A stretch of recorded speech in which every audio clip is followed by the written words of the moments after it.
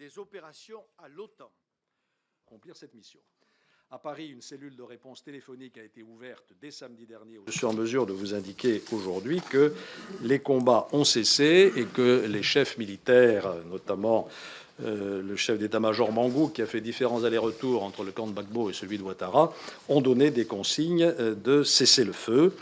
Et donc aujourd'hui, au moment où je vous parle, les combats ont donc cessé. Ce qui est en cours, ce sont les tractations avec Laurent Gbagbo et sa famille pour mettre au point les conditions de son départ.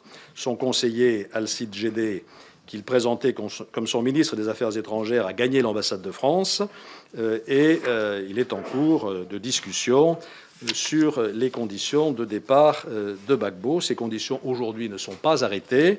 Nous exigeons, et je viens d'avoir une conversation en ce sens avec le secrétaire général des Nations Unies, qui est évidemment exactement sur la même ligne, que le départ de Gbagbo soit précédé par la publication d'un document sous sa signature dans laquelle il renonce au pouvoir ou reconnaît Ouattara comme président. Nous avons également indiqué à l'ONUCI que nous souhaitions que toutes les dispositions soient prises pour sécuriser physiquement Gbagbo et sa famille, et il appartiendra ensuite à l'ONUCI et aux autorités ivoiriennes de décider de la suite à donner et des conditions du départ de Gbagbo. Je ne veux pas faire preuve d'un optimisme prématuré. Il semble qu'on soit au bout du processus.